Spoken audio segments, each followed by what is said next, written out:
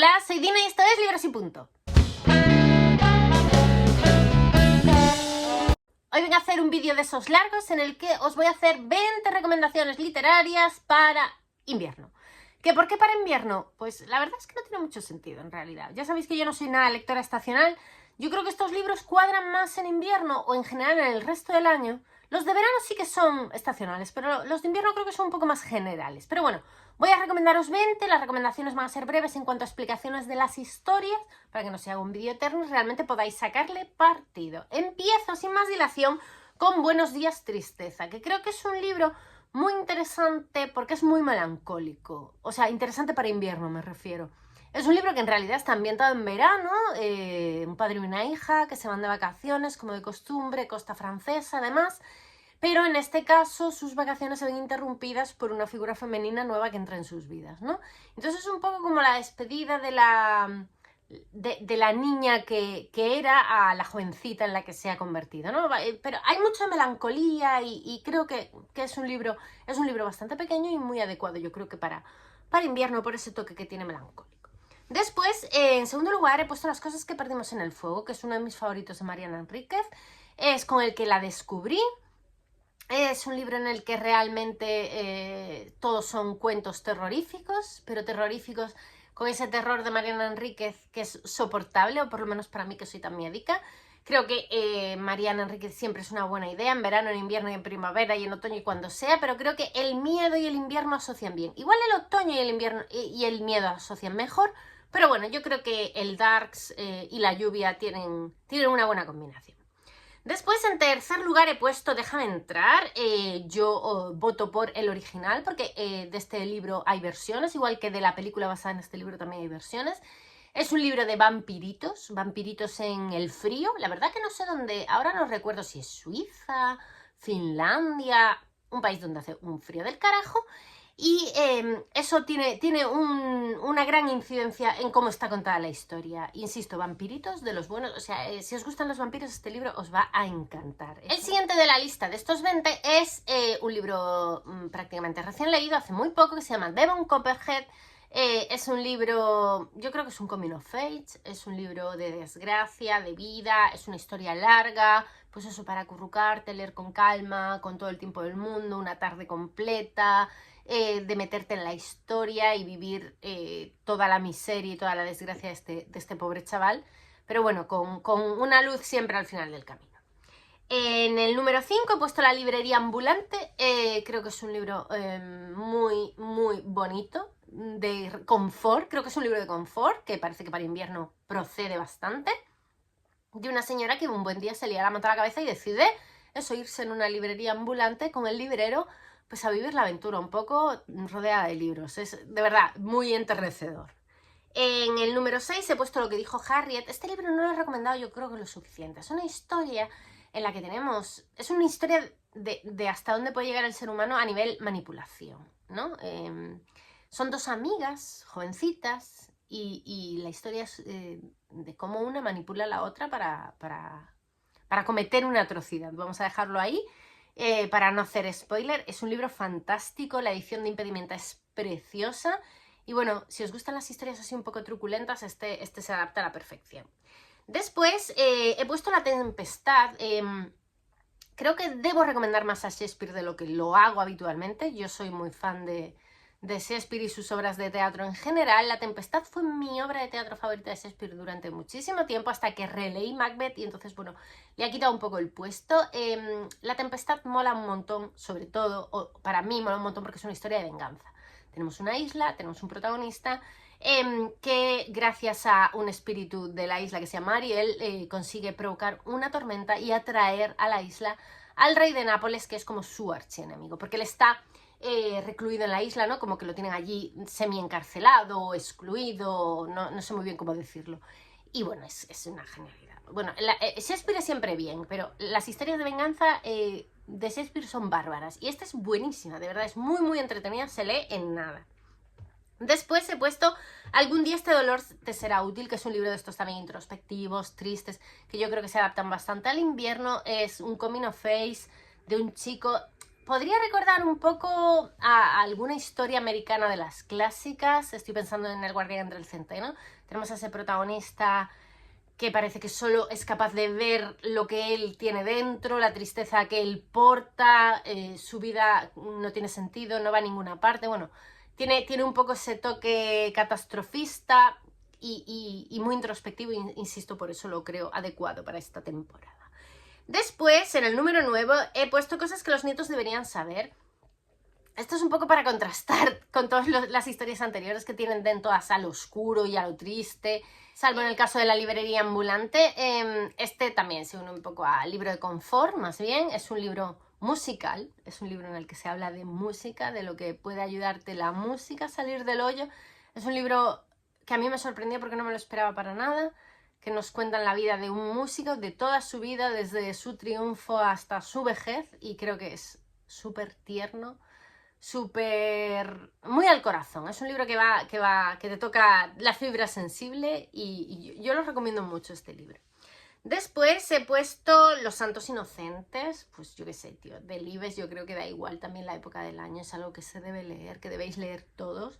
Los Santos Inocentes es España profunda, España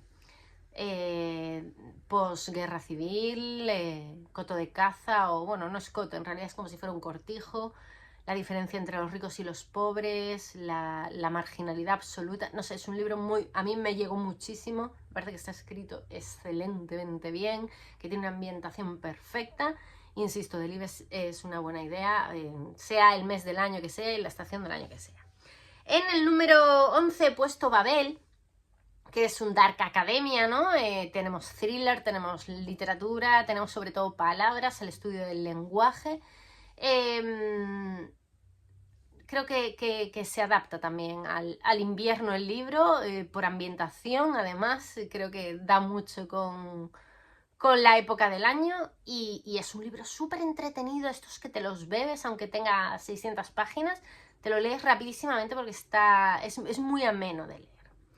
Después he puesto El secreto de Donna Tartt, porque yo creo que El secreto se adapta completa y absolutamente también. Dark Academia, también eso, de estudiantes malignos. En este caso hay mucho de perversión, de gente engreída y muy joven y muy mala a la par. A mí ya sabéis que es mi favorito de Donna Tartt y que lo recomiendo muchísimo, es uno de mis libros favoritos de la vida y creo que para invierno cuadra perfectamente. He puesto Dr. Jekyll y Mr. Hyde, que curiosamente yo lo leí en invierno y creo que por eso lo he puesto aquí, también porque es una historia un poco de terror, aunque bueno, miedo, bueno, yo creo que miedo no da ninguno, habrá quien le dé, yo creo que no da miedo ninguno, pero tiene ese rollo siniestro, las dos caras, la dualidad, bien, se adapta a diciembre y a enero desde mi punto de vista. He puesto Viajes con Charlie en el siguiente lugar. Viajes con Charlie, si os gustan los libros de viaje, desde luego es de esos... si tú te haces una lista de libros de viajes que hay que leer en la vida, este es uno de esos que hay que leer en la vida. Por América, en una caravana, viajas con Charlie y no solo vives lo de fuera, el viaje en sí mismo, sino todo lo que Charlie va viviendo dentro de esa caravana, con su mascota, sus peripecias. Es muy entretenido, es un libro también de estos que se leen solos.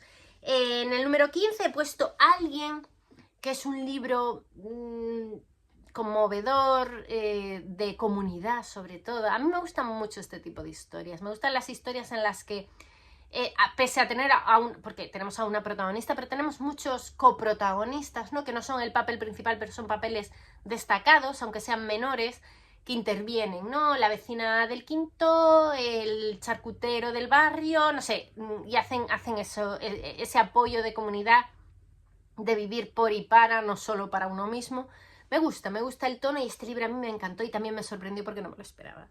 En el número 16 he puesto El túnel, porque es este libro así, yo sí en algún momento pienso en un libro que hable sobre una obsesión insana, este es el libro por antonomasia. O sea, es ese amor loco, desquiciado, sin sentido, porque en este libro nuestro protagonista se enamora sin sentido de una chica y cómo esa relación va floreciendo y se va volviendo de una toxicidad extrema porque él no es una persona cabal, ¿no? Y entonces pues te va contando cómo se enamora de ella sin tener ningún sentido su enamoramiento, porque lo basa en una cosa como muy, muy efímera. Ella hace un comentario sobre un cuadro y él cree que ha encontrado la única persona del mundo que lo va a entender, cuando no es tan así. Y luego, claro, la relación es un desastre porque él tiene ese rollo obsesivo, celos enfermizos y, bueno, tragedia griega total y completamente.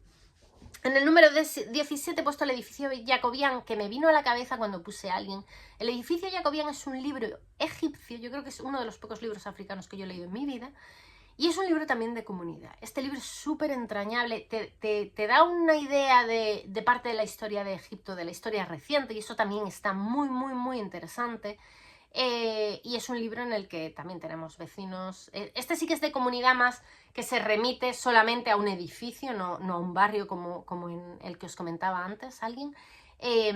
Este es más eso, los vecinos del edificio, gente venida a menos, gente un poco desequilibrada, nuevos vecinos, nuevos amores. Es súper entretenido, súper entrañable de nuevo.